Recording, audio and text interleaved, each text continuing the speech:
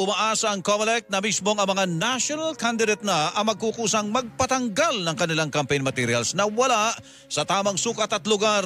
Ayon kay COMELEC Chairman George Erwin Garcia, 3 araw lang ang binigay nilang palugit para sa mga kandidatong napadalhan ng abiso para baklasin ang mga campaign materials na wala sa common poster area o sobra-sobra ang sukat. Sana, ganun din po ang gawin ng mga kandidato na sila mismo voluntary na lang ipa-remove.